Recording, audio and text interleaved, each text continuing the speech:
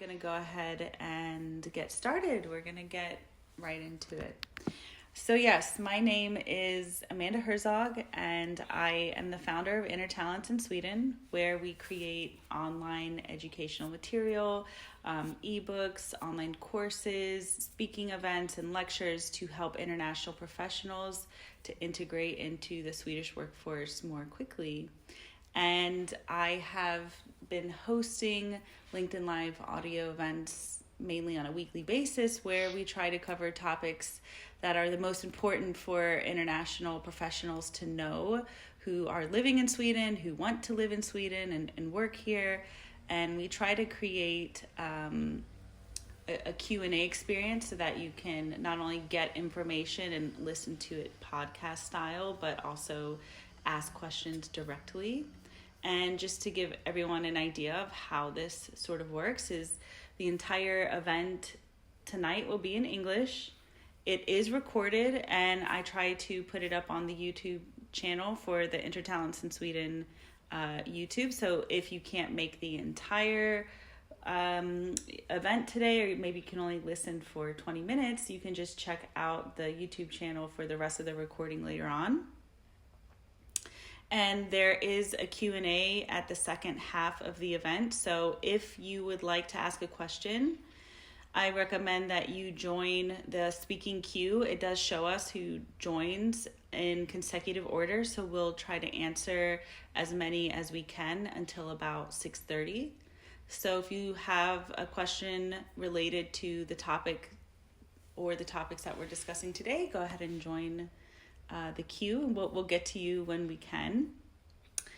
And yeah, this is also a casual podcast style event, so feel free to come and go as you wish. You don't need to stay the whole time. You can if you'd like. If you can't, that's fine. We totally understand.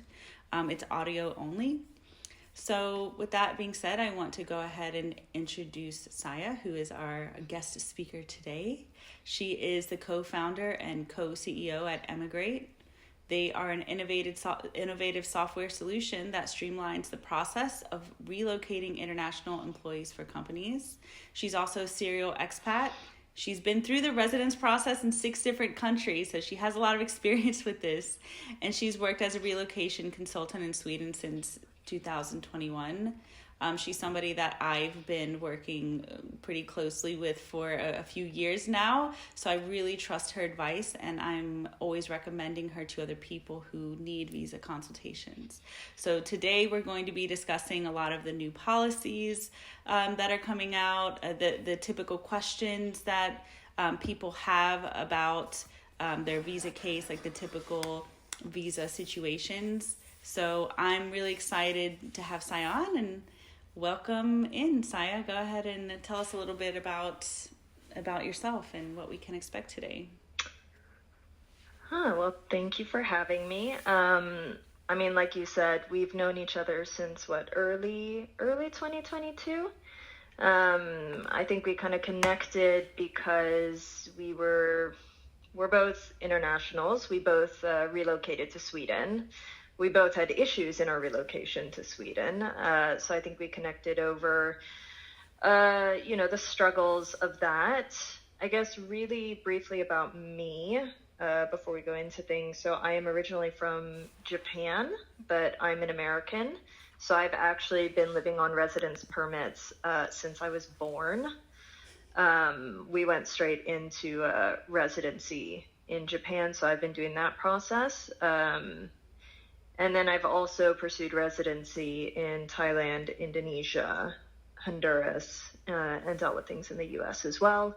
And interestingly, it was when I moved to Sweden, which I was told had the most digital, the most open, the easiest immigration processes, that I actually had the most problems, and I was forced to leave for 3.5 months when the borders were shutting during COVID. So that was kind of the reason why we believe, or the reason I believe so strongly in what we're trying to do with Emigreat. My co-founder, Anna-Lee, connected over our shared struggles with the immigration system here and the discussion regarding digitalizing the process. Because one of the big issues that exists is that there's a really big knowledge gap between governments that create immigration policies and then the people that it actually impacts. There's so much nuance and there's all this fine print that people don't necessarily understand.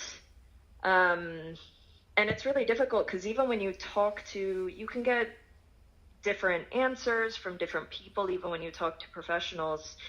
And also, a lot of stuff is anecdotal. You know, I sit in different Facebook groups where they discuss residence permit things, and people post questions all the time. And a lot of the information is relevant, but also no two cases are ever going to be the same, because just because one person has an experience that is similar to yours, they may have a different citizenship, they may have different residency in different countries in the past, they have a different job and job title, and all of those things makes each individual case not unrelatable, but there's no kind of blanket treatment for everything. But because there's not that much information, or it's difficult to access the information, I think you have to spend a lot of time accessing and finding that information. A lot of times we rely on these anecdotes, and that doesn't always yield the best results either. So I think today we were going to we can't go into all the permits that exist because there's actually a lot of them.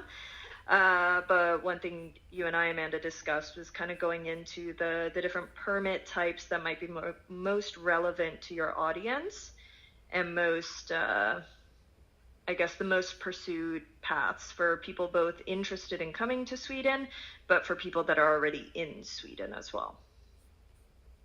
Yeah, exactly. And so the topics that we decided to cover today, they're actually topics that I will get people who will private message me and ask me to get advice, or I've even had people request, hey, can you have your next visa related discussion or post on these particular subjects? So there's a good chance that if you're listening, this could be something that you're interested in. And again, we have a Q&A in the second half of this. So if you have a more specific question, we can take it then, which is exciting. But yeah, what's the first topic that you wanted to start with? So I think the first thing we wanted to go into, if we're talking about kind of the different steps, is the what they call the new talent visa in other countries, but it's much wordier in Sweden. It's the residence permit for highly qualified persons to look for work or start a business, and the residence permit for looking for work after studies. So Sweden has kind of, before they had the residence permit for looking for work after studies. So it's for those who completed their higher education at a Swedish learning institution, and they want some time to find a job or to start their own businesses. And then there's the residence permit for highly qualified persons to look for work or start a business, which is an exploratory visa. So it's for those who completed their advanced education not in Sweden, and they want to actually come to Sweden to look for work or explore the possibilities of starting their own business. I think these two can tend, the second one's is a newer permit type. And I kind of wanted to go into both of those because I think you probably have listeners that are either looking to come to Sweden. They've, done the research about it. They see it as a viable place to potentially come to. And then there's obviously a lot of students who have completed their studies and then they want some more time to find a job as well. So I thought it might be a good idea to kind of go through both of those permit types, but also the big differences between those permit types as well, because they actually have different educational requirements, different permit lengths, as well as different maintenance requirements regarding finances as well. Is there one that you prefer me to start with? Which do you think would be more relevant to who's listening right now? Yeah, so if you are listening and you feel comfortable, I know some people like to be a little bit confidential, but if there's like one or two people who can show us, just so we know that this is a topic you want us to spend more time on, if you want us to start with, would you say it's the new talent visa? Is that the one you want to start with, that you recommended as one of the topics, correct, Saaya? Yes, but I think probably the looking for work after the studies, it's a bit shorter, and I think that might be kind of a relevant one to go into first, and then we could do the looking for work from outside. Yeah, if that's something that applies to you, by the way, can you just put a thumbs up if you're comfortable with that, just so we can see? Yeah, I see like 1, 2, 3, 4, 5, 6, 7. Wow, close to 10, like 15. Oh, I okay, see a lot. So a lot of a people lot. really want to know about this. So I think we're in the right direction. All right, so I'm going to go through the looking for work after your study.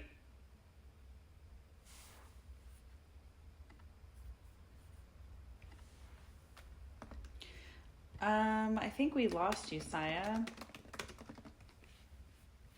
Or at least I can't hear you.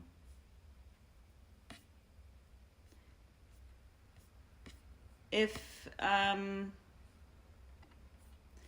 you guys can hear her, can you put a thumbs up so I know if it's you or if it's me? Yeah, I don't see any thumbs up. I think I see 2. Can you say something?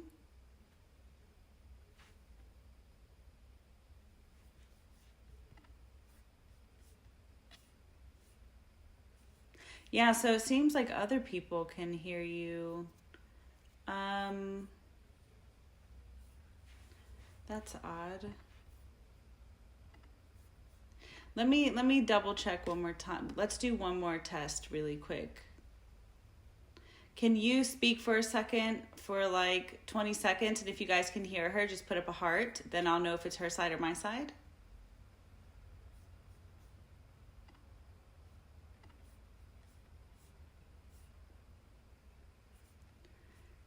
Yeah.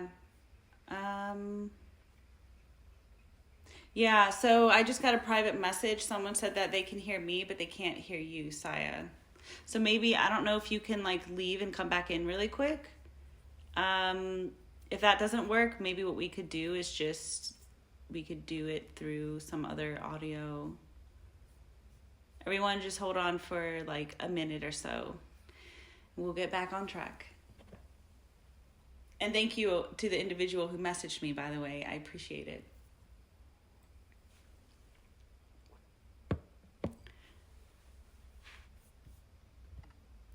Still can't hear you.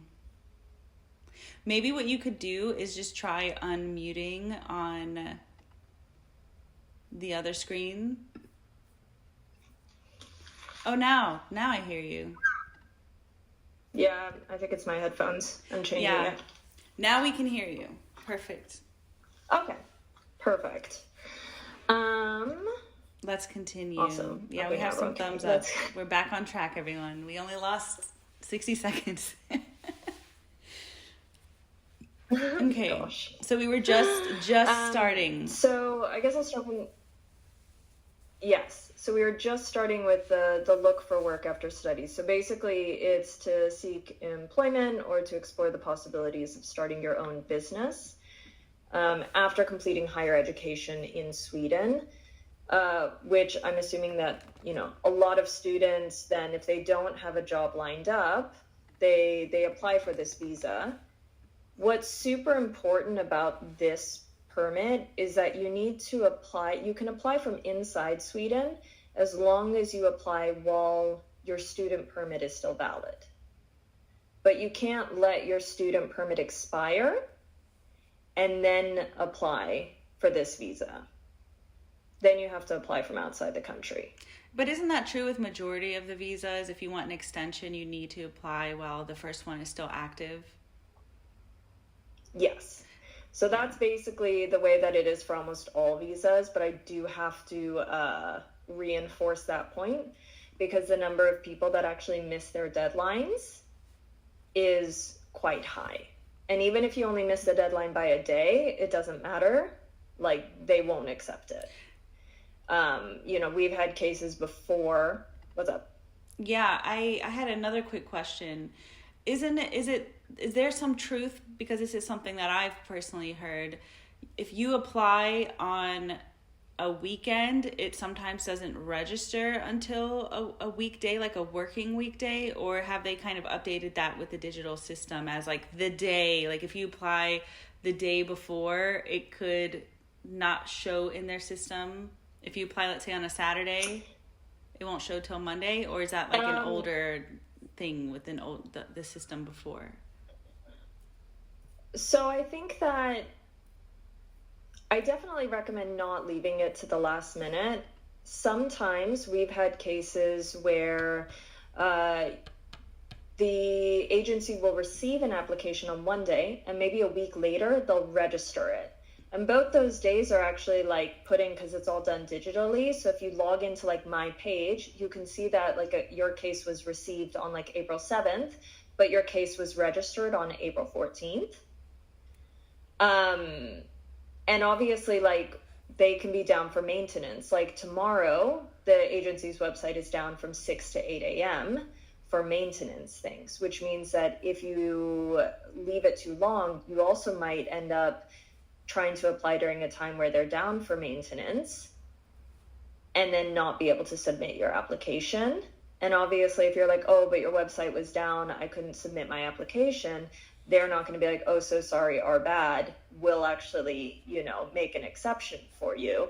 They'll just say, okay, but you actually submitted it after expiration. So for most different permit types, you can submit for a work permit, for example, you could submit for your extension 4 months before your current work permit expires. For like partner visas and things like that, you can submit a month before it expires. I do recommend getting that application in at least 2 weeks, but closer, you should at least start preparing your application a month before your current permit expires. Because you don't know what time it's going to take, even for applying to look for work after studies.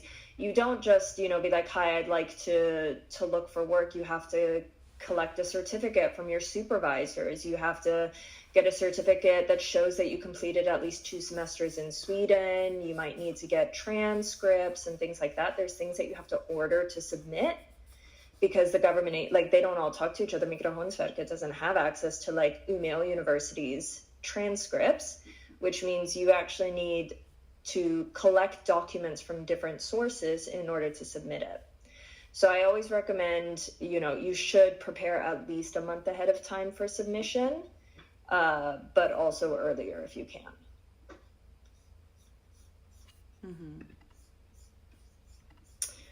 Mm-hmm.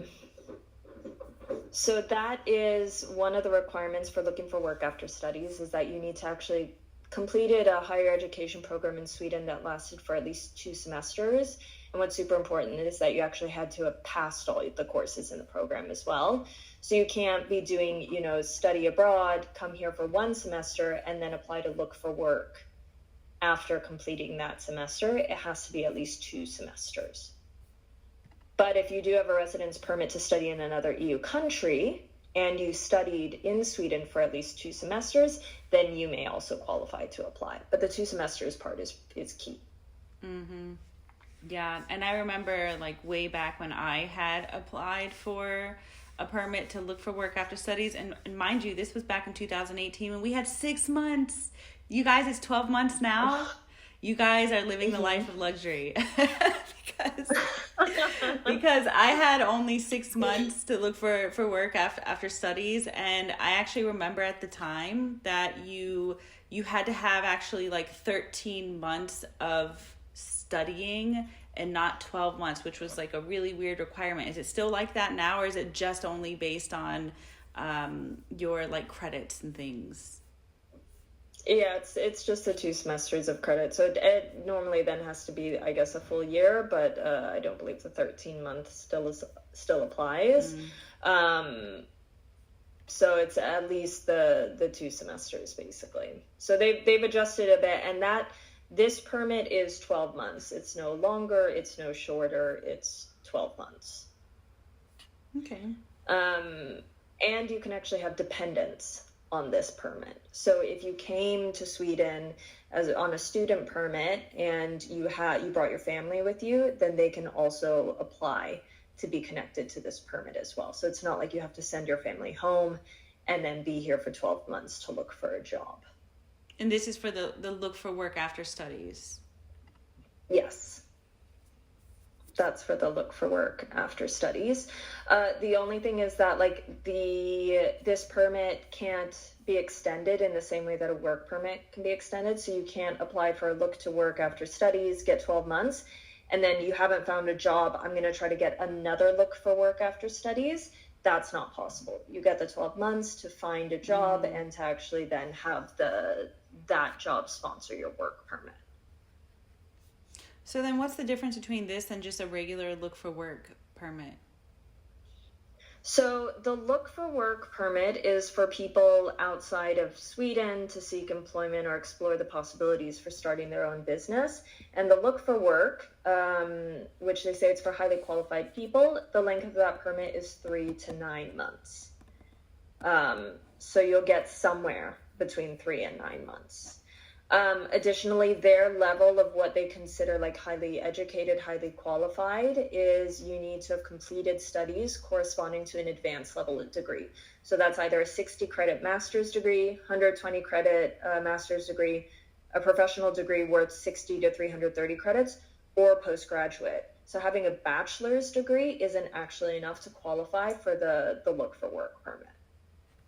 That's the main differentiator between the two permit types. Is if you're coming from outside, it has to be a master's degree or higher.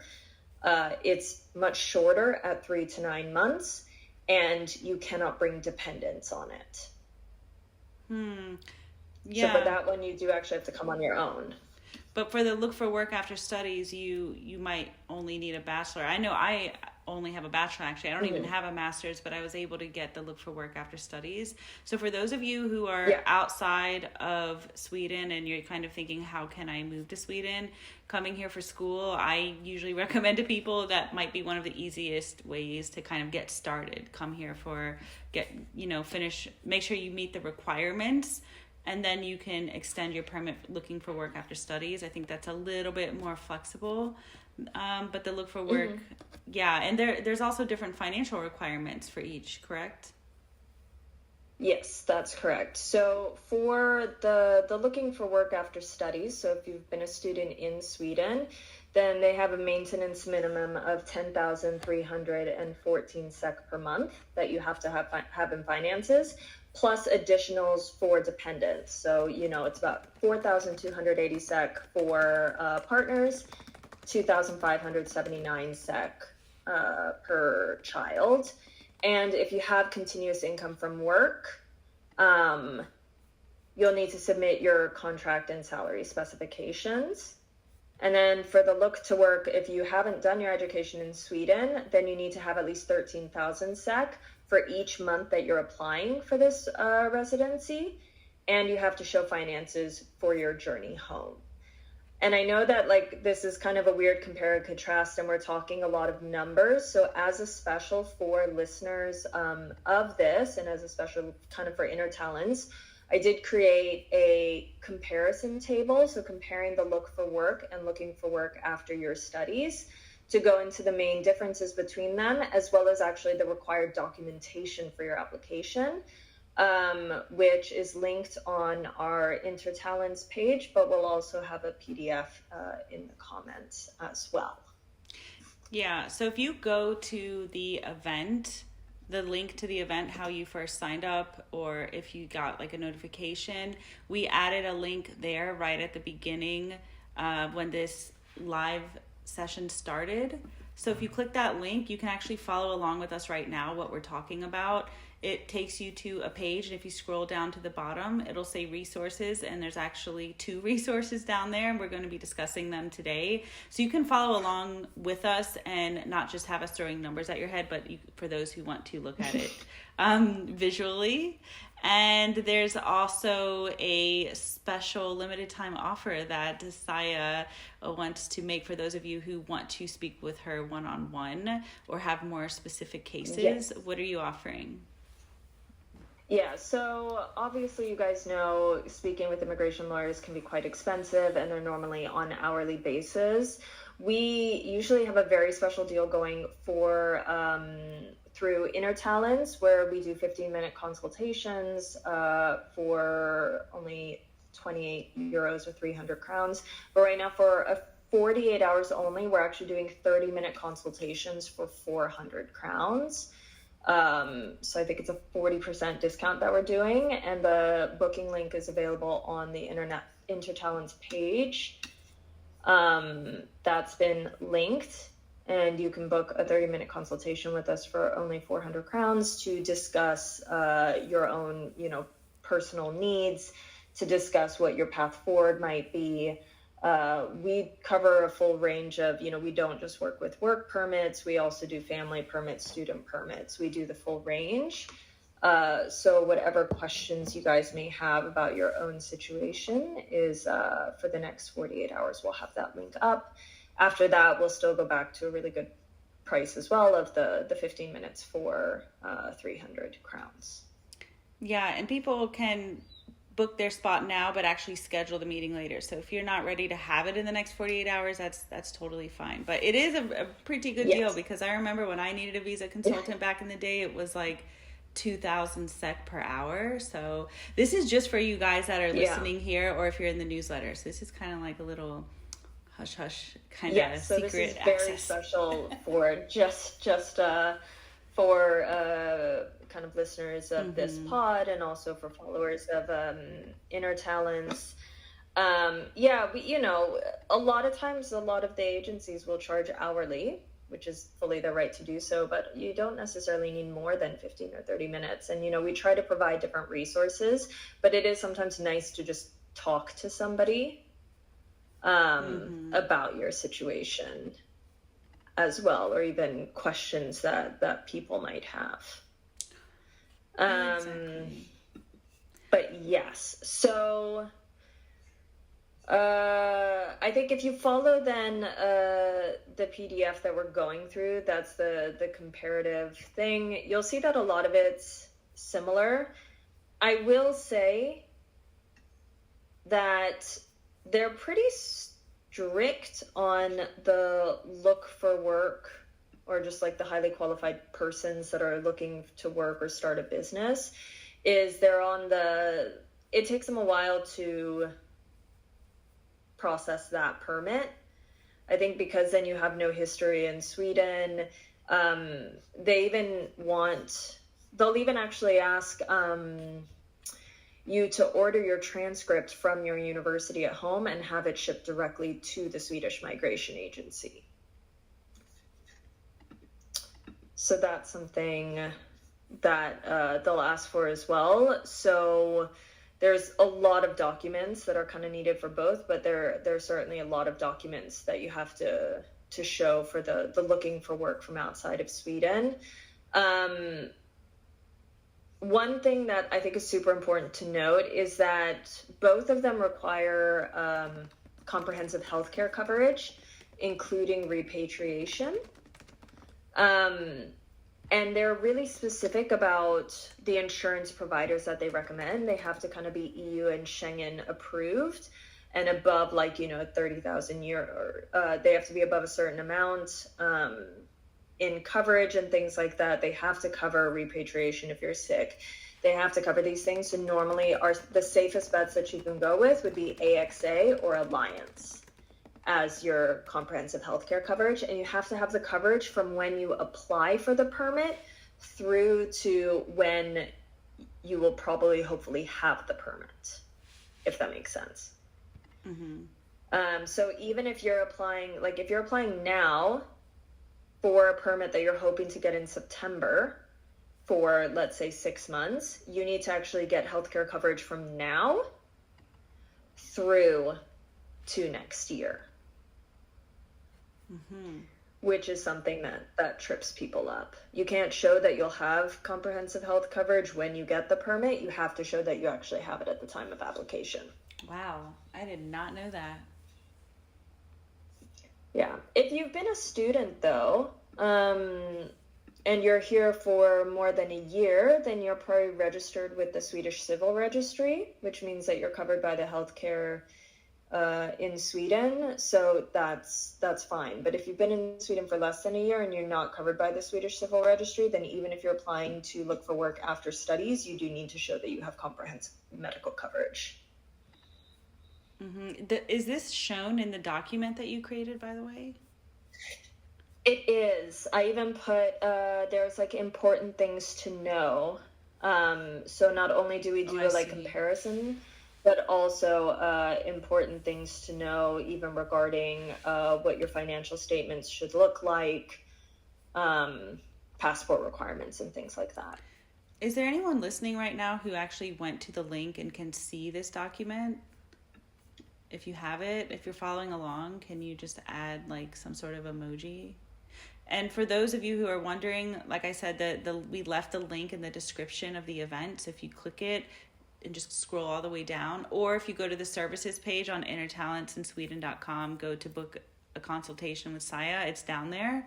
But it will be a lot easier to see like the names and the numbers of what we're recommending. If you have any issues finding it, just send me a private message. Yeah, just send me a private message and I'll try to send you the link really quick. I can see your messages popping up. But yeah, so let's continue. Isn't there another visa that was it's the new talent visa? I've gotten quite a bit of questions about that one. Can we just discuss that a little bit? So that is the new talent visa. Okay, so the look for work is the talent visa. The look for work is the new talent visa. They don't call it that here. They call that in the Netherlands. It's called the new talent visa.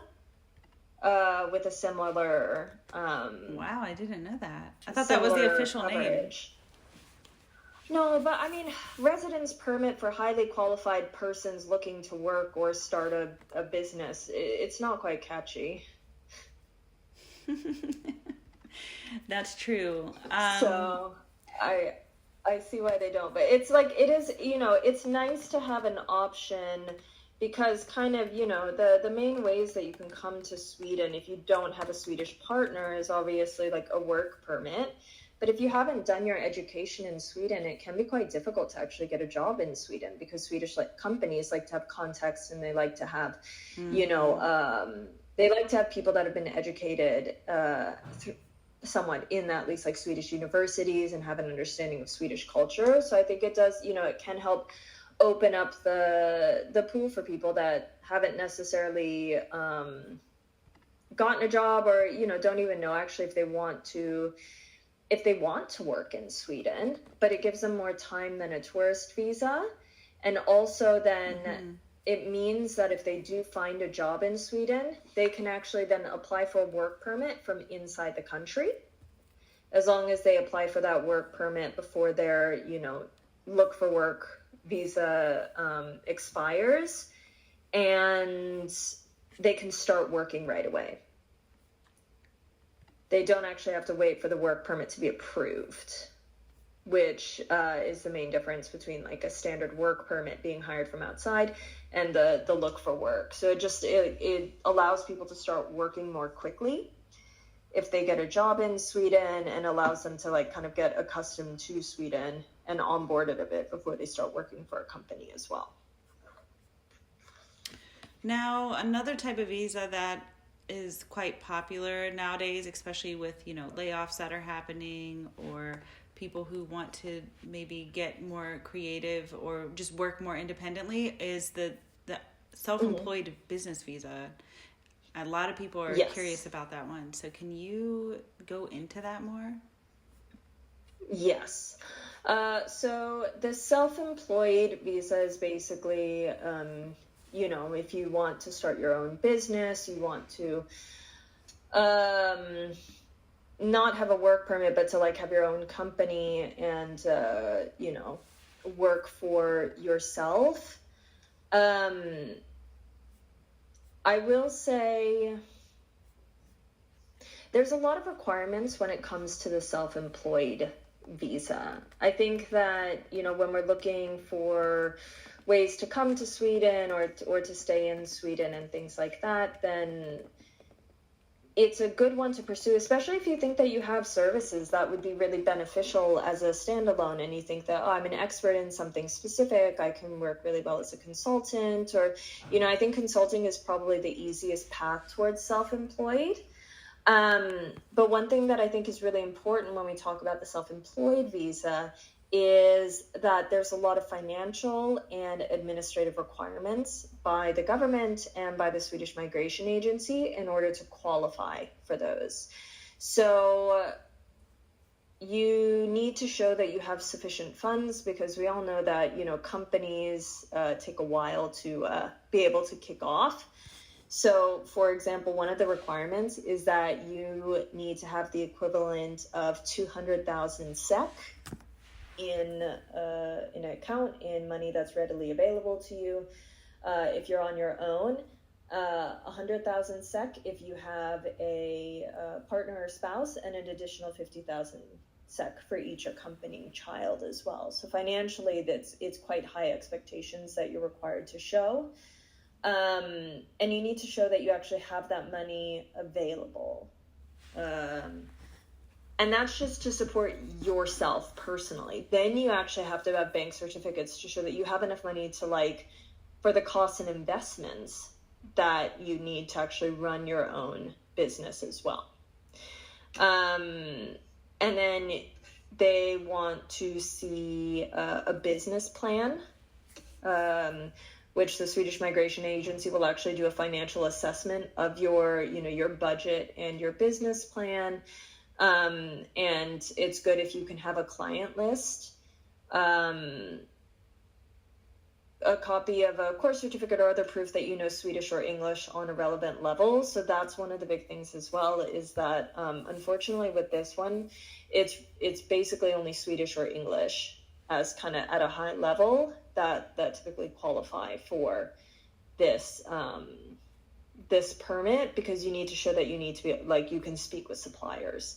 You can get around this if you can show that you have a collaboration with, or you have a partnership with somebody that speaks those languages at a high level, especially Swedish. If you can show that, then that can really help boost your case as well.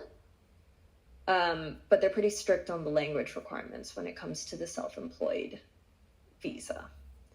And one thing that we do always recommend is, if you are a consultant, then you can't just be a consultant and then be hired out by one company, or then end up, I'll just be a consultant and then work full time with this one company. Is they want to see multiple clients. You can't just have one client as a consultant. Now, is this a new thing? Because I actually know someone who ended up getting a permit this way, but this was a few years back. The not having one, do you mean the not having one client thing? Yeah, I mean, mind you, they did get approved quite a few years ago, but is this a new kind of thing they're advising not to do now? It's an unwritten rule, let's say. So it's not necessarily written, but we know applications that have gotten rejected because the agency just didn't believe in the viability of only having one client, because it also meant that if they lost that client, obviously then as a business, they have no income. So they want to see some level of diversification in the portfolio, so that if one contract ends, then the company doesn't immediately go into the red. That makes sense. Obviously, it's we were talking about before, every case is different. We also talk about the fact that even though the Swedish Migration Agency case officers are all following specific rules, it's still ultimately just people that are making these decisions, which means that, one case officer might be a bit more lax, and another case officer might not be as much. So it kind of depends on that. But in general, we do know cases that have, and it makes sense, that to not actually put all of your eggs in that one basket, because I think that one thing that what the government here doesn't want is that if you're on a self-employed visa, that you don't then immediately go on like benefits or all casa, for example, or you have to get laid off by your own company. That's not what they necessarily want. So they're actually quite strict with the self-employed rules now. A few years ago, it might not have been quite as hard. Mm-hmm. And that makes sense.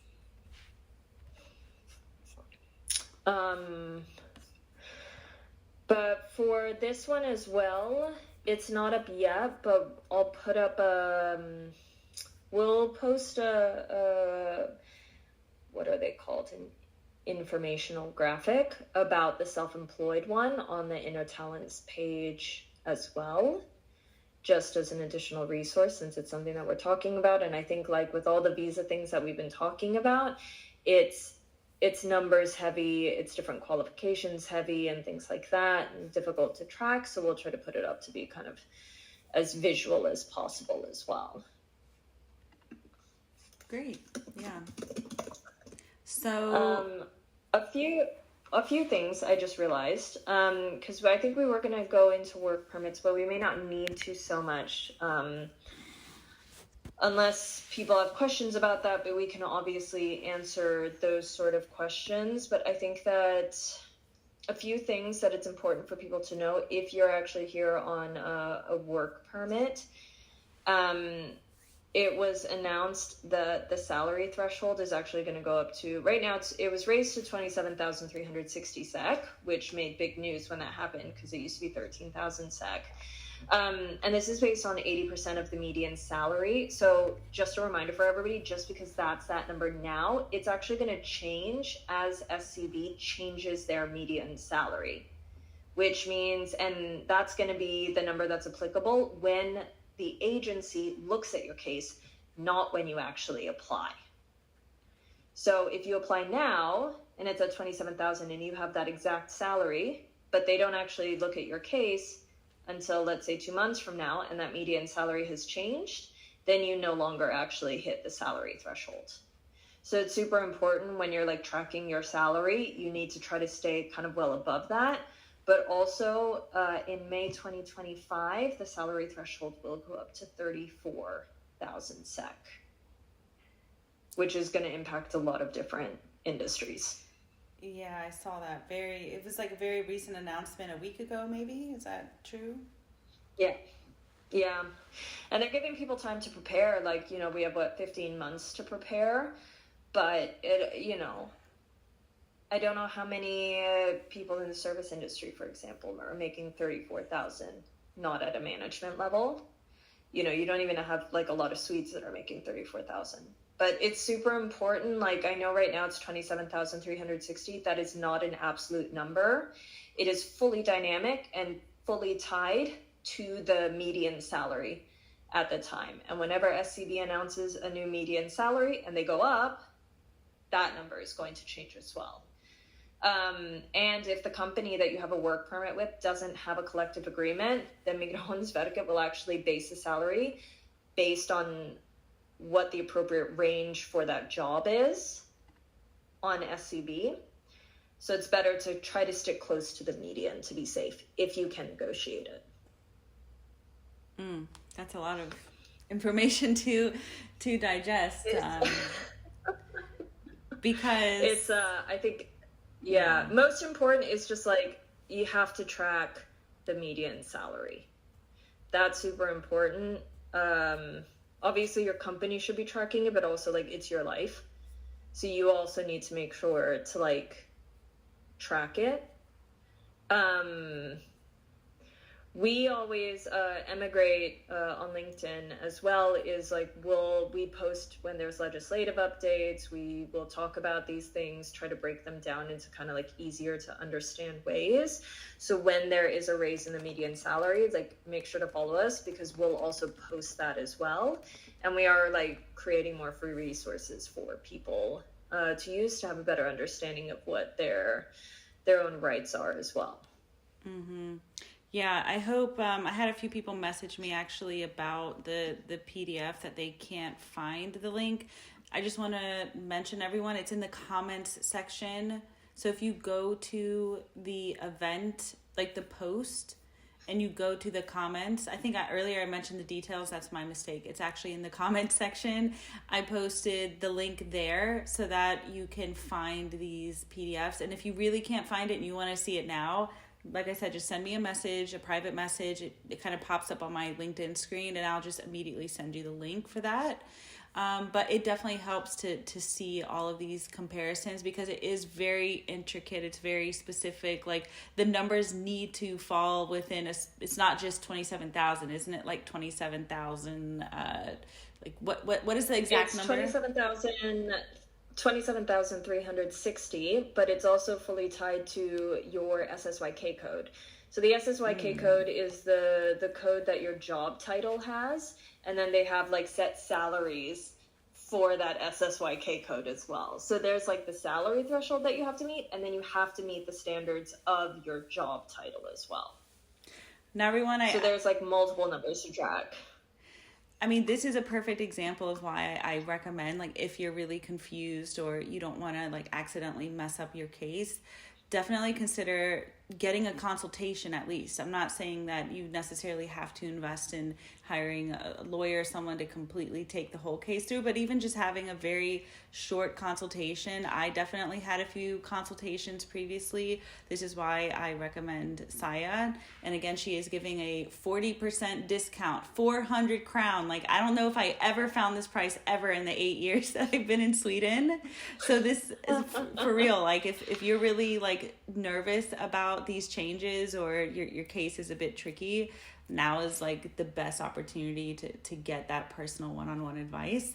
But with that being said, why don't we go ahead and start the Q&A, because I know that there's a lot of people here who want to interview you and ask specific questions. Are you ready to start taking some questions? Yeah, sure. Let's see if we can answer. I see Nelson has been waiting here for a while, so let's go ahead and add him in first. And if you guys would like to ask a question, just join the queue. All right, Nelson, you're in. All right, hello, can you hear me? Yes. Yes, we can. Awesome. So my question is the following. I started my studies in August 21. I finished them in December 23, so just last year. During the very 7 last months of my study, I was in an internship, and I was afraid of not getting hired because then that would give me visa complications. So I asked my job people, like, can you hire me for sure? Because if you can't hire me, I would like to know that sooner so that I can get processing with the documents. They said, yes, we will hire you. They ended up hiring me, but I was laid off just a couple weeks ago. So now I'm in a situation where I would like to know if maybe I can still apply for the after-study visa as an exception, because I was aware of the time. I was completely prepared to start my application like way back in October or November.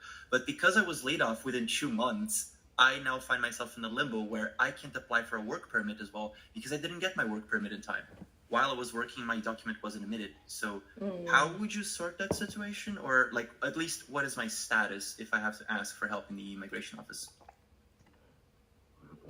First of all, I'm so sorry. That's really disappointing for you. And you know, it's frustrating, I'm sure, because you were planning your future around specific things that were said, and that's always, it's a really tough one. Just a question, has your student permit already expired?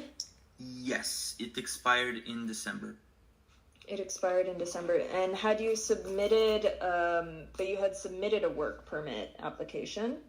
Yes, the application requested a couple extra documents because I had a salary bump where my salary was supposed to be 27, but because of my specific SSYK, which we didn't check because we didn't know, I actually was supposed to have a slightly like 1,000, half a thousand krona difference, I think. And because of that, they denied it.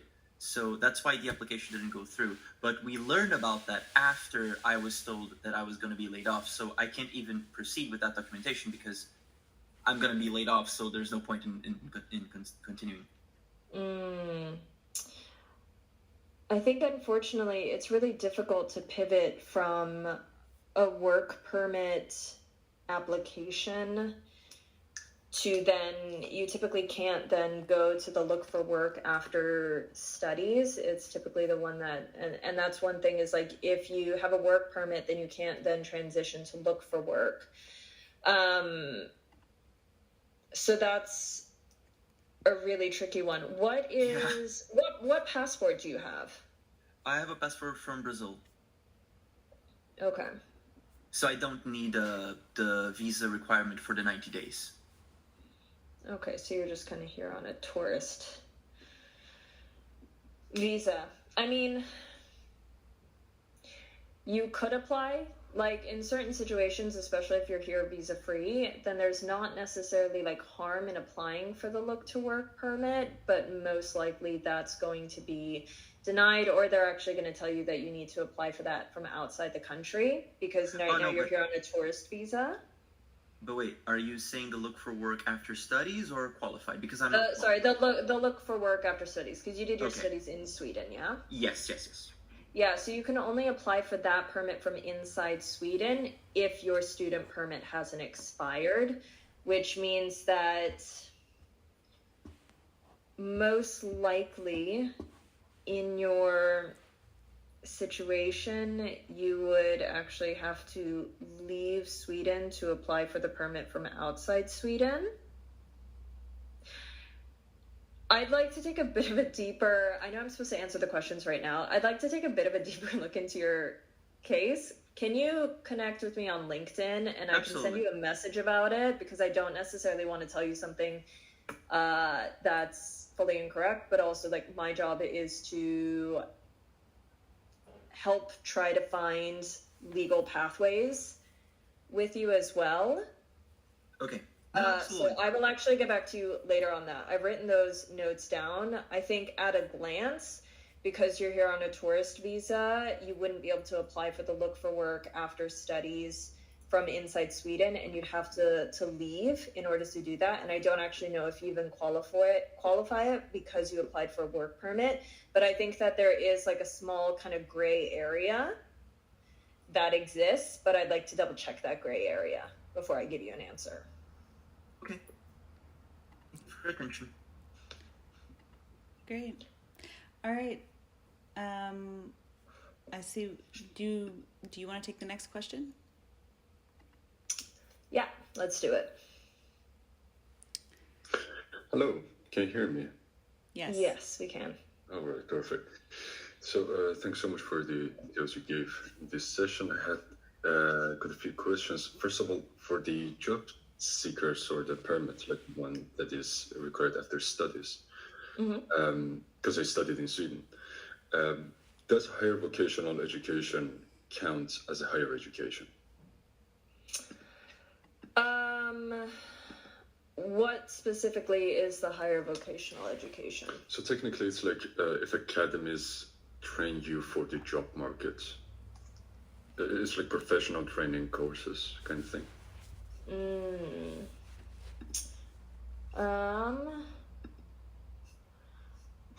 I think, let me just double check something. Just as a side note, my permit for studies was a permit for higher education. Then, I mean, you had a residence permit for studies in a higher education, yes. And since you completed that, then that qualifies, yes. Okay, wonderful. And then, what I was thinking of to go for self-employment visa during the time I have for the job seeker permit. There are quite a few questions about that. I couldn't find the answer anywhere. First of all, after you want to apply for the permanent residency, should you earn like the median salary of like 27,000, whatever it is, the median salary till then? Should you earn that per month as a company or as a person? Do you mean like as should you personally be earning that yes. If you have a self-employed visa? Yes. No, because Yeah, no, that there's not that requirement, but that's also why they require such a high showing of personal finances as well, because they're kind of working on the assumption that you're not going to make that sort of money from the beginning, because they also like understand self-employment, but that's why you have to show that you have like financial reserves of at least 2 years of personal support, not including like finances to cover operational costs. So there's no kind of personal requirement from like a company standpoint. There is a limited amount of time that your company can be in the red, and that's not like as a foreign owned company. That's any company in Sweden. I think they only have like 3 years that they're allowed to be in the red. Right. Before like, the government services get very suspicious or like, concerned. But you don't personally have to make that salary threshold. That's only applicable for work permits. True. So, is it possible that for example, so technically what I wanted to do, it was to work as a freelancer / consultant. Okay. And what if I start doing like a totally irrelevant part-time job just to like support myself, sort of, if the company is not performing that well? Would that be okay for them? Like, yeah, that's not normally an issue. I think they understand that, people have to have multiple, especially at the start, that you may need to have another form of income. But like the migration agency will do a financial assessment of your budget as well as your business plan before they grant you a self-employed visa. True. And then after you have self-employed, then obviously kind of working within freelance and things like that wouldn't necessarily be a problem, as long as obviously, you pay your taxes on it and things like that. And also you can actually work while you're on a look for work or start a business after studies permit. You can start working at that point as well after you've kind of submitted an application for self-employed. So it's not like you have to wait until that expires in order to be able to start working. And if you can kind of show income with that, then that's obviously beneficial. But I do recommend that if you do kind of are looking at freelance and things like that, it would be advisable that you do that sort of work, but within the industry that you've applied for your self-employed visa with. Could you clarify that a little bit? I didn't quite catch it. Like if you want to go into music, for example, and that's the basis of your application for a self-employed permit, then working at Max Burgers, for example, may not look as beneficial as finding freelance work within the music industry. Right. Now I understand. Perfect. Okay. Perfect. Just sorry if it's taking too much. Just one last question. Because I'm working, for example, if I want to do like freelancer kind of thing as a musician or whatever, then what would the business plan look like for such a thing? Like, there's technically no business plan. It's just you go there and find projects. Well, you need to calculate how many freelance jobs that you could actually like logically get, have a list of different venues that would want to actually potentially use you, what the actual income would be per gig, per hour, or if you do it as a set. And then you need to then use all of that to kind of calculate what your potential income would be. So you wouldn't get a self-employed permit as freelance on its own. You'd have to like kind of set up a company and then make a calculation of how many of these sort of gigs you would actually get. What are the reasonable companies that would hire you to do so? What are you charging for that? And then create a spreadsheet with that, as well as then what your costs would be comparatively. Right. Understood. Thank you so much. Thanks so much. No problem. All right, next question. We have Anuj.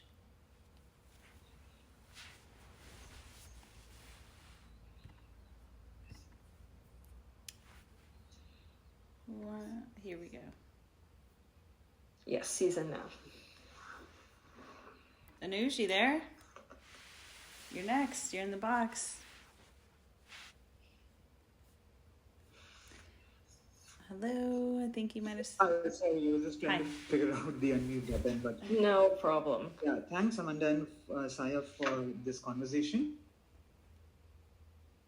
Yeah, thank you. And post that, I'm currently on my job seeking visa.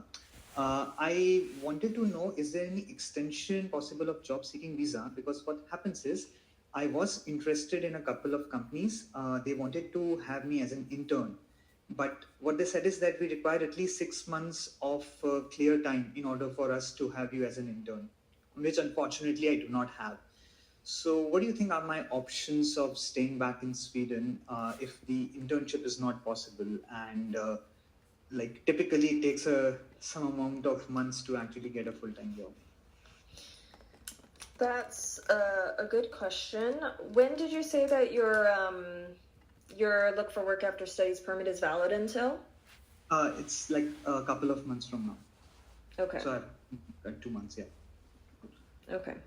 Unfortunately, the look for work after studies visa can't be extended by kind of anything other than a work permit or a self-employed permit. You can't extend it one of an option that you can have obviously is to go back to school, which isn't always a solution for people. You require time to actually apply to school, to get into school, and to actually start that application again. And obviously the finances of paying for school is something that not everybody has. So, I don't offer that as kind of the easy way out, or I understand that that's not necessarily an option for most people. But that is kind of one way to extend your time in Sweden, is to get another student permit. But unfortunately, the job seeking visa itself can only be extended with a work permit or self-employed, and it can't be kind of extended with another job seeking visa.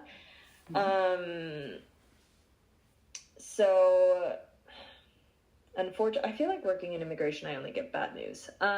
Unfortunately, that your kind of only option if you don't get a job offer and start a work permit before your current permit expires would actually be to leave Sweden, and then you can try to apply for another permit from outside of Sweden. But there's not much that you could apply for from inside Sweden. Okay, all right. So the most feasible is what I understand is that I getting a full work permit before the current one expires. And do they have any requirements? Like, is it that the application has to be sent before the current visa expires, or because what I understand is that there are 3 parts to a work permit application, like employer making the application, then getting it approved from the union, and then I applying. So is that all the 3 steps required to be done before my current visa expires? Yes.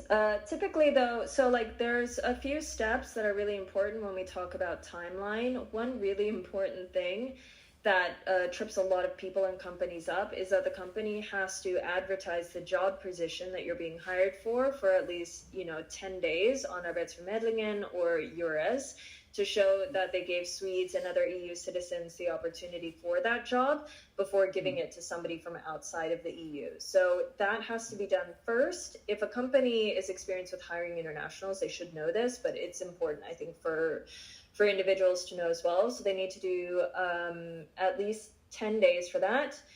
After that, and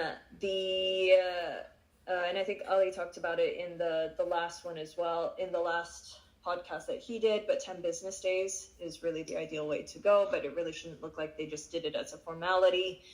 Then the company will submit some information about you and about the work terms, which then gets sent to the relevant union, and that union typically takes 3 to 14 days to give a response, and then the individual sends in their information to the agency. And that last bit is the part that has to be submitted before your current permit expires.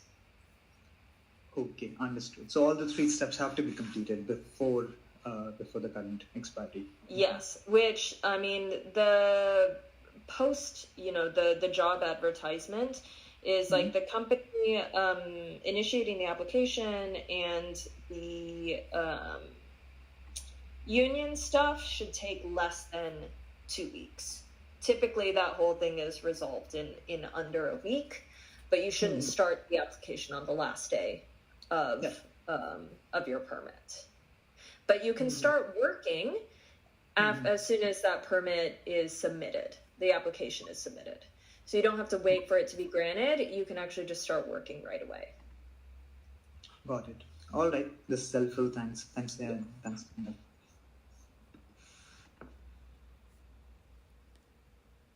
All right. We have another question. Hello, can you hear me? Yes, I can. All right. So I am currently on my work-seeking permit after completing my studies, and as I'm actively looking for work, I've come across multiple instances where companies are like they cannot sponsor the work permit. Trying to understand what the absolute costs are behind sponsoring a work permit, and if there's a way I could apply for the work permit myself, provided all the conditions which you said before, that the job advert being advertised for 2 weeks and so on and so forth. So I'm just trying to understand if it's possible.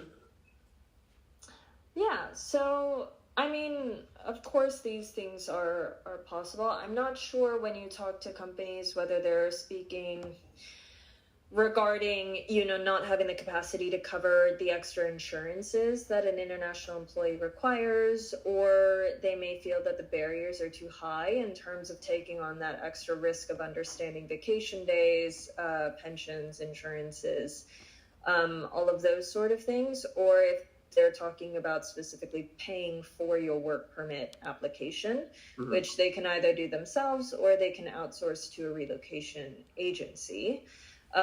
Which I guess is that's the point that the costs happen. Right. Technically, you could pay, if it's outsourced, you could pay for the work permit application yourself. Although I think if they want to hire you, then that's not a cost that you should be expected to absorb. Right. So I think a lot of times, unfortunately, a lot of companies just think that the risks to hiring internationals is high, and they also don't necessarily understand that it's not that high either. I've heard of cases where somebody is on a job-seeking visa and HR is absolutely convinced that they have to leave the country to apply for a work permit, even though they know that, that's not an issue. I'm sure, Amanda, you've had that as well, or... I've personally experienced it, yeah. Yeah. So, I think that there's a lot of unknown, and they also maybe don't have the right information. And they think then that it's more difficult to hire than it is. Because I think a lot of HR do actually think, no, you have to leave the country and then you apply, and then we have to wait for your work permit. So even if we hire you now, it's going to take, 4 to 8 months to actually have you start working, which isn't the case. I think... Can I add something to that? About what you're saying regarding the companies think that you need to leave the country. This is just a little piece of advice for those of you who might be experiencing this. I actually had an employer who was, a little bit concerned, or they felt uneasy about hiring me, needing a visa sponsorship because of the reasons that you're listing, do you need to leave the country, how long is it going to take, and so on.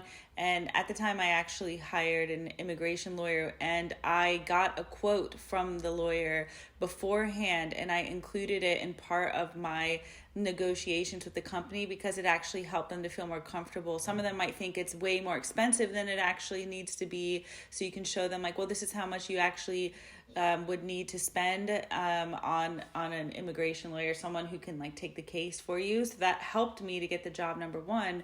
Number two, the lawyer was the one who communicated with the employer and told them, hey, because of her specific visa situation, she does not have to leave the country and she can start working, while it's still going through. So this is just a little piece of advice for those of you out there. Like, I know it's hard sometimes to have an employer feel comfortable, but I've personally been able to, let's say, persuade someone to hire me who may have been on the fence. So not all the hope is lost. Just do your research.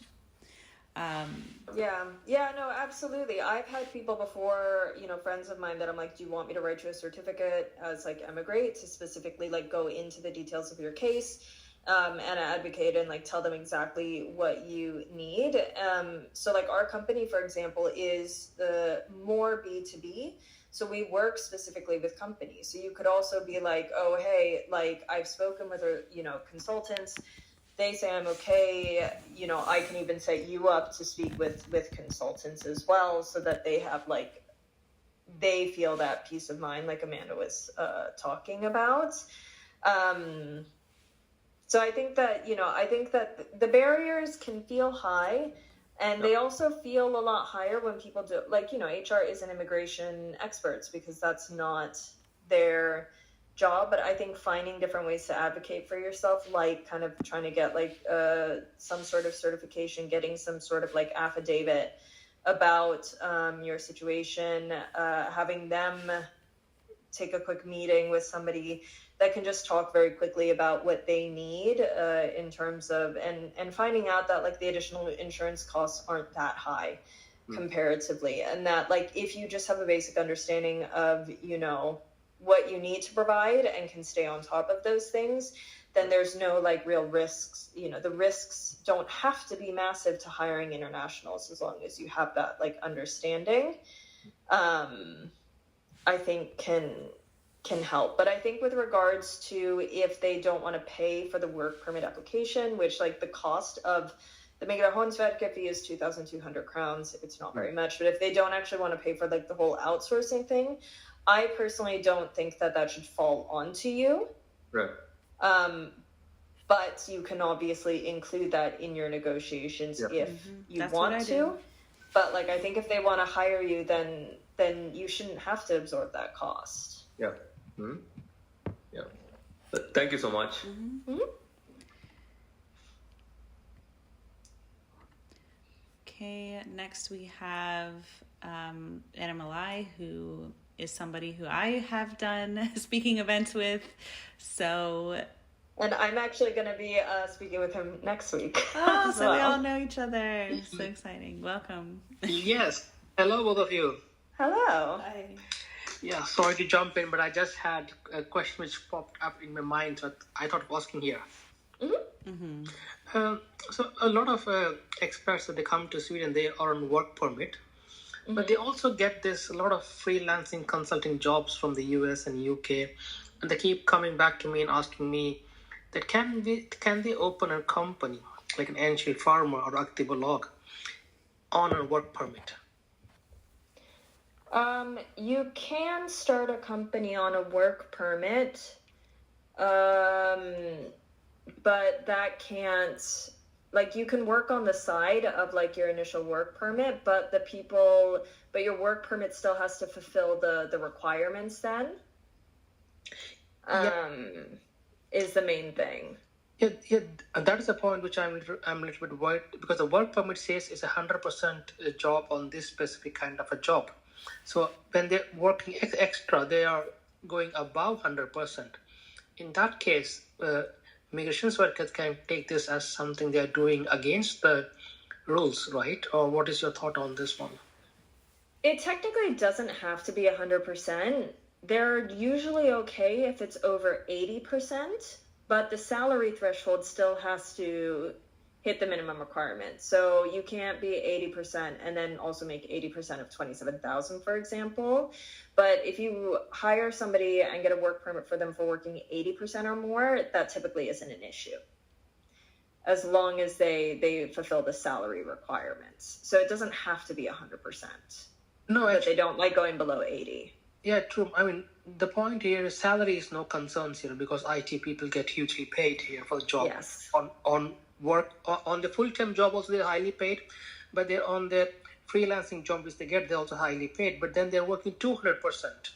That's what I'm worried when the work permit rule says you have to work 100% maximum, right? That is where I'm thinking.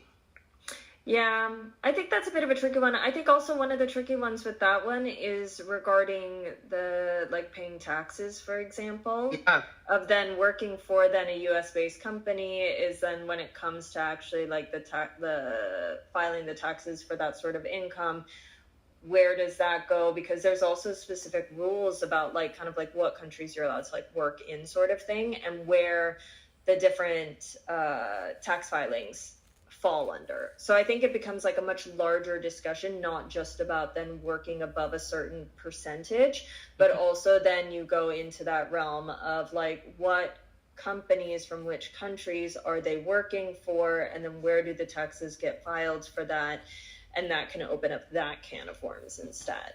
Yeah, I agree. Then the simple thing it should be like don't risk your work permit. in general, I would probably say that like especially if you're IT and you're making an IT salary, then like is it worth it for that cost, especially because if they eventually want to transition to like a self-employed, that can be quite difficult as well. So I would say, yes, they can work on the side. It's not like they can only work that one job, but I think there's so many considerations that they have to take into place, and they really have to make sure not to mess those up, because if they do, then that can put them onto a radar that they don't necessarily want to be on. Exactly. I thought the same. Okay. Then the second question I have is a lot of Indians we are here, which you already know, and we are more of a family-oriented culture. So I was thinking, is any way we can bring our parents from non-EU to here? Unfortunately, the short answer would be no. Basically, kind of any family members outside of like your children below a certain age and a spouse don't fall within qualifying. The only way that you could potentially bring a parent is by showing that they are fully reliant on you and that like they're fully dependent on you. But then the argument could be made that if you're here and they're there, then they're not that dependent on you if you can exist in two different spaces. Yeah, great. Then the last question which I have is, so this is what I'm thinking, but you can confirm me whether my thoughts are right or wrong. Like, let's say I have an aktiebolag in Sweden, and I add one of my parents from India as a board member here, like a deputy board member. Then can they get a business visa to Sweden? By business visa, you mean like a visa to visit for longer, or do you mean like an actual residence permit to live here? I have no idea, but is it in some way that if I add my parents to my business, then can I think the only way, it wouldn't really work as a board member. They would actually have to be hired with a contract fulfilling a certain salary. But then they could also argue, the agency could argue that like maybe they're not the best person for the job. Maybe you just gave them that job because they're a family member. Yeah, that is what I was thinking about, a board member. Board members, I think, still wouldn't actually kind of. I don't think it'd be possible to bring somebody over as a board member. No. But does business visas exist if from non-EU, if someone wants to come for business? To just like do business for a limited period of time? Yeah, or they have to start some IT consulting service, but they don't have a Swedish personal number, or they don't live in the EU.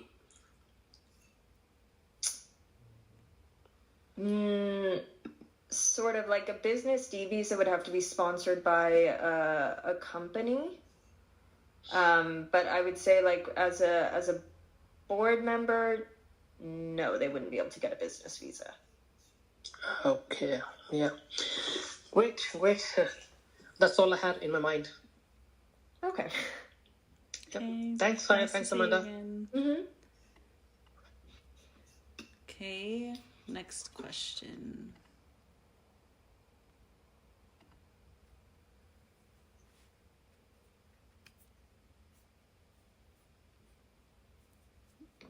Okay. Hello there. Hello. Thank you for organizing this really helpful session, Amanda and Saya. My question is regarding the shifting permit from imagine that I have a solo trader visa that I wanted to shift to a work permit. Is it possible based on immigration rules? You should be able to. Have you been hired by a company or? Yes. I previously worked for a company here, and now at the moment I'm considering to have Engild firma here in Sweden. But I'm thinking if I get a let's say that offer from a company, can I change my permit from let's say that having a own business here, a permit for having my own business here to work permit? You can, but it kind of really depends, I guess, on I suppose so you said you're how long was your work permit for? It's gonna expire soon, within a couple of months. Okay, is this the first 24 months of your work permit? Yes. Okay, so you got your work permit kind of then mid-2022? Yes. Okay, and then so you're thinking of transitioning to a self-employed, Yep. but you're wondering while you're waiting for that decision, if you then get another job offer, can you then apply for that work permit from inside of Sweden? Exactly. Yes, technically, that shouldn't be a problem as long as you apply for that self-employed visa before the expiration of your current permit. I will say that it can be quite tricky to go back and forth because we were talking about all of those different requirements that you have for a self-employed visa as well. So I think that for your ease, I recommend if you can to just continue with just a standard work permit extension if you are still employed and you have that option to do so. But you can transition between the different permit types as well. But it gets a bit messy, I would say. Okay, got it. Now, Thank you. I just want to add, I've actually been able to successfully switch from a business visa to a work permit before. And one of the things that kind of made it a little less messy is that I think it takes business visas quite a long time, at least as far as my experience has been, for them to even get to it. I mean, it could take 12 to 18 months or more for them to even touch your application, in my experience. So by the time I got a job offer, they still hadn't even finished processing my business visa. So they actually were able to switch it over to the work permit. Now, I'm not going to say that, I think it depends case by case. With my case, I was able to kind of meet the requirements they were looking for in the in-between time. But without going into too much detail, I just want to confirm that I've been able to successfully do that, to switch from a pending business visa to an approved work permit without having to leave the country. But again, the disclaimer is it totally depends on your background and everything, but it can be done. It can definitely be done. I think what's important is to actually show the proper paperwork. So don't just apply for a self-employed visa and have no budget, no business plan, none of that, because then they might just get to your case and deny. Oh, okay. Right? You actually genuinely this is an actual plan to be self-employed, not just a plan to try to extend my time in Sweden. Mm-hmm. Got it. Like that can certainly help you as well, to show like that active intention of I do want to actually start my own business and to actually then fulfill the requirements. Right now, like the Swedish Migration Agency, their big thing is like, you know, the applications that are complete will be fulfilled faster. And if they're incomplete, they do obviously have a higher risk of rejection, or they might like not actually then maybe look as deep into your case. Because they're like, oh, they are missing a ton of documents and maybe they're not taking it seriously or things like that. So you actually want to make sure that when you transition to a self-employed visa, that you actually like you take that time to submit a good application, and you take that time to create a business plan, and you create something that you can actually defend. And then it's much easier than for them to kind of look at that case, and then you can make that transition to a work permit if you find a job. Yeah, great. Yeah, got it. Thank you very much. Thank you. Okay, we have one second. One more person who would like to ask a question.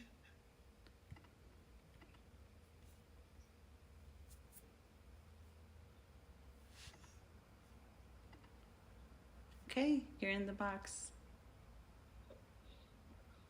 Yes. Yes, perfect. So my question was about the advertisement of a work permit application for a job position. So my company that I had a deal with on the job position advertised it on the 6th of February. And it was written as like 10 days in the work permit Migrationsverket's website. We signed the contract in 16th of February, which was 10 days, but if I understood you correctly, it has to be 10 business days, because in the website it's not specifically mentioned that it should be like 10 business days. So I'm a bit curious, like if I should contact them to re-sign the contract, because they sent it to trade union as well to get an opinion. So I was wondering, should it be definitely 10 business days? Has the union sent a response yet? They haven't sent any response yet. The company sent it on Friday, so I guess it takes 10 average day to get a response from trade union. So yeah. Does the company have a collective agreement? No, they don't have a collective agreement. So they are a private company, consultancy company.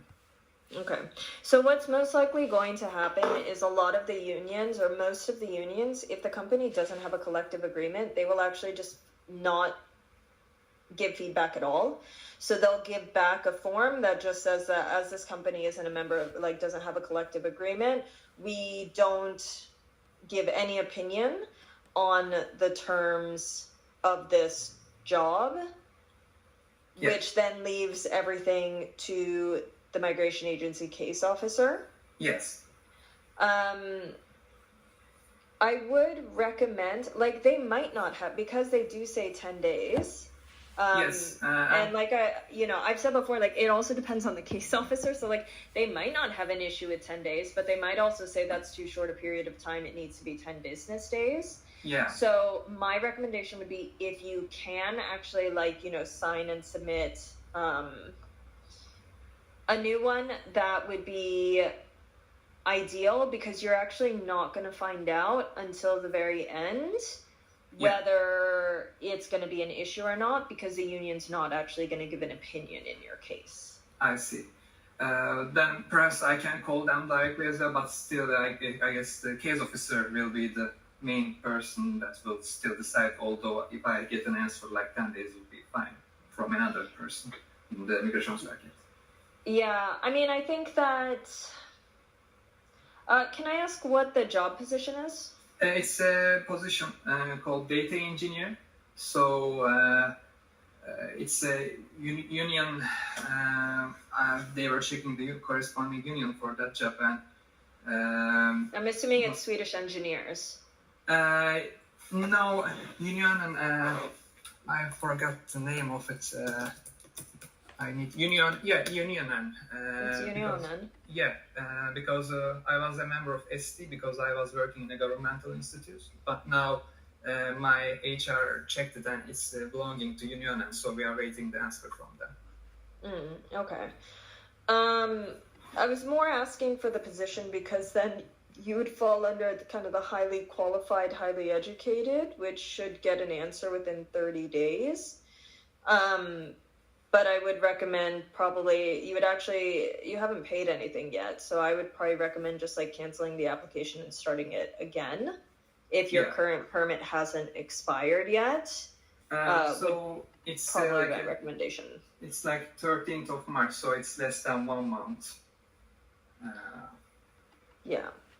You still, if you just submitted it on Friday, then like I don't think that like, let's say canceling it, submitting a new application or tomorrow or Thursday isn't going to lose you that much time. Yeah. But that might be my recommendation. But like, I don't know. I don't know if they're going to have an issue with it or not. They might have an issue with it if they're being picky.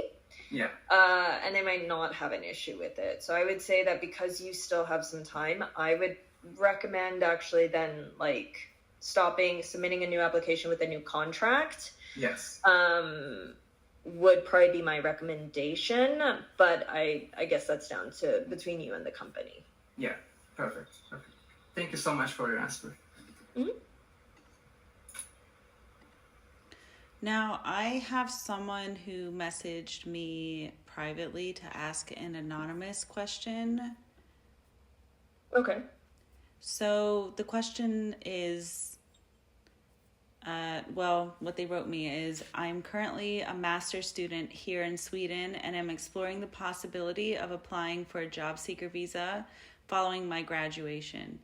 I would like to inquire whether it is permissible to use my spouse's bank statements and proof of employment as evidence of funds.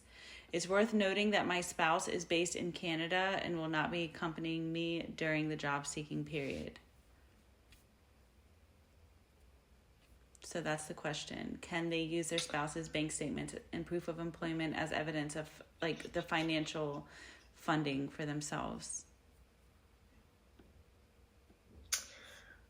They can, if they can show that they have access to those funds. So if, for example, when I applied to come to Sweden, I also use like my bank accounts in the US. So like if they can actually be added as let's say like a co-owner of those funds, then they can do that. But I think that, whether you're married or not, if it's a bank account that you actually have no official access to, not in the country, then they may argue, I've seen arguments before of like, you didn't, not you, but like they didn't show adequate proof that they could access those funds at any point in time. Mm-hmm. Okay. So I would say if there is a way to actually get, because it's 10,314 crowns, so they should have then for like a 12-month period.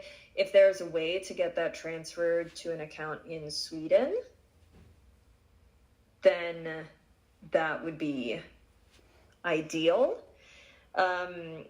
If you show kind of your partner's income and your partner's bank account in Canada, then they'll probably do a follow-up and ask for more information. So I think, I think they kind of take that sort of like separation of finances, or they take that quite seriously here. It's not just implied that just because your partner has a bank account that you get access to that bank account. So I think that like it is better if the account is in your name so that you can show that you can readily access it and can't be denied access to that money. That makes sense. Yeah. I think we have just one more question left. Are you up for answering one final question? Yeah, no problem.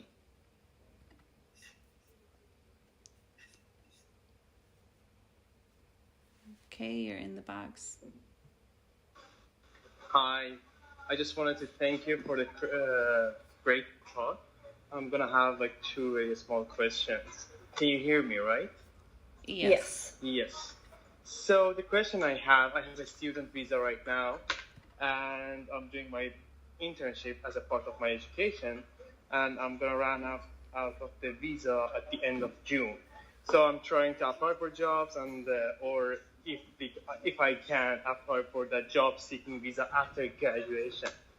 So the question I have is, in either way, do I need to leave the country to change my visa, either to the work permit if I find the job, or or apply for the job seeking visa? No, as long as you apply for those before your current student permit expires, you don't have to leave the country to apply. All right, thank you. And another question I have, that one of the other attendants asked you the question about the higher educational thing. So I'm studying at Hyper Island. That is a higher educational school here, but my education is 2 years. So I've been here in 1 year and a half. I have personal number and everything. So, but there were some doubts about if we can get that visa or not, because I've heard that it's not 100% fact, but I've heard some of my like old students in school, they applied for that visa, but they didn't get it, and they need to leave the country because they didn't get that visa. And then the migration verket, they said Hyper Island is not a university, so they don't have credit, they have points, something around that line. If you have more information about that, I would love to know more. That's a tricky one. So they actually got a response. Was that the specific reasoning given by the Swedish Migration Agency? No. I'm just heard something about that. Yeah, I'm not 100% sure about that. But there's some doubts about that. It's not 100. Maybe because one of the other attendants asked this kind of similar question from you guys, because they're not 100% sure that we can apply for that or not. And whenever we are asking our school, they cannot answer us either, because maybe it's a new rule or something like that. So I would love to know more if it's possible. Thank you. Okay.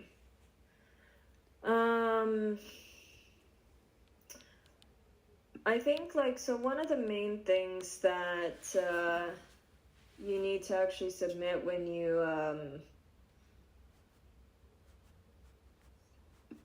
what's the degree that you get from Hyper Island? It says higher diploma education, something like that, like higher education diploma. But it's 2 years. It's 1 year and a half on campus and 6 months of internship.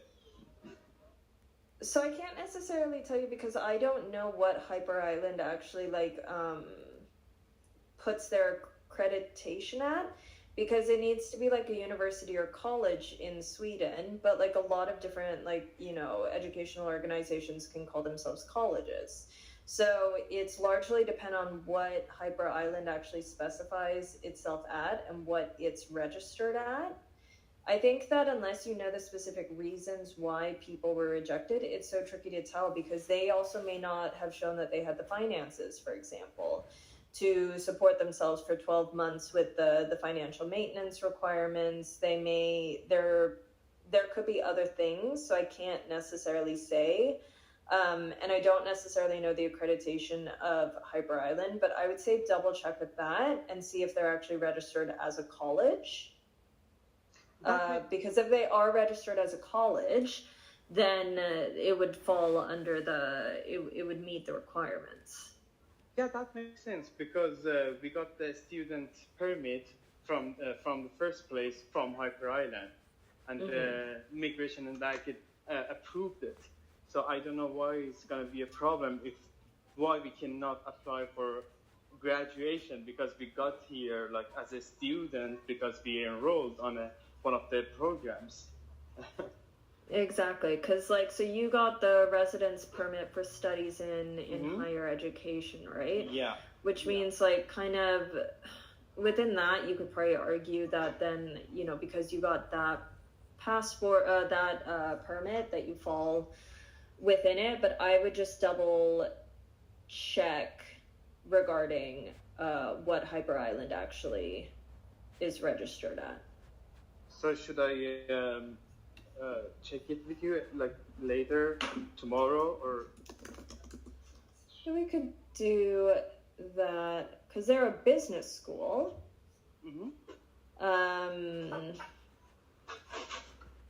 And they have like master's degree programs as well, which means that they do have the official like educational credits. Yeah, but the master degree is in London. It's in it's in England, not in Sweden.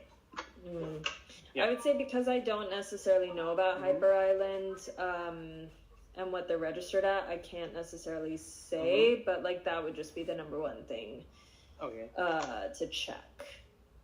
Of course. But thank you. Yeah. No problem.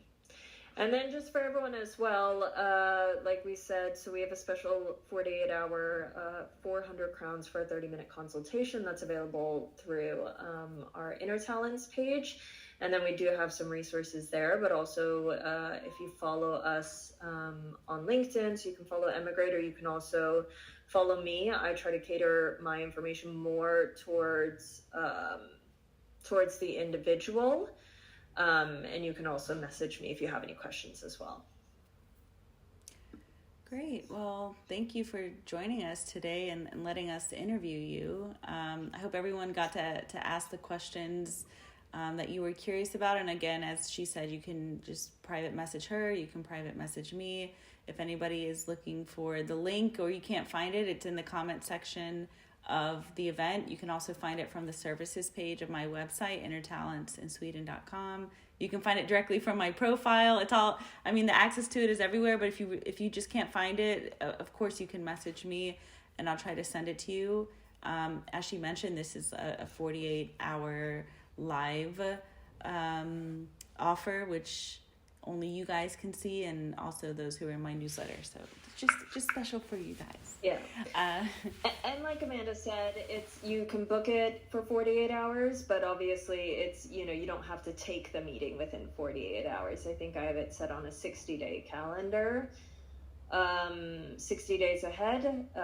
So it doesn't have to be within the next 48 hours, but that link will be up for the next 48 hours. And then after that, we'll go back to still a really good price for 15-minute consultations. Obviously our goal is to try to support companies and to support individuals as well, and kind of help you understand and navigate things. So, we're always happy to try to support and help.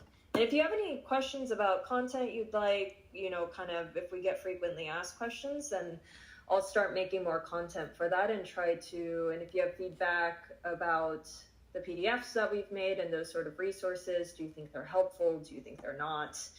Are they difficult to follow? Things like that. We're always open to getting that sort of feedback to try to kind of make this process as streamlined and smooth as possible.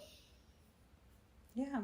Well, thank you for creating these PDFs. I mean, it's helpful I wish they had existed back in the day for me when I was first learning about visas. You really simplified it. It's in like a chart form. So those who are really good at like looking at the information in a summarized way, you can go there. But yeah, thank you for spending your evening with us, just teaching us and sharing your expertise. And hopefully we can have another event in the future. If you guys have any specific topics, just send it to us and we'll consider it for the next event. So yeah, is there anything else you want to add? Otherwise, thanks for having me. Thank you for joining. No. Yeah, no, this was a good, you and I always have a, good time. We always get into these long discussions together as well. So I always enjoy doing these with you. Yeah, same. All right, everyone. I hope you have a good evening. It's time to end this after, almost 2 hours. It's dinner time. So everyone, thank you so much for your thumbs up and clapping and other emojis. We really appreciate the feedback and the hearts. Yeah, thank you guys. Thank you.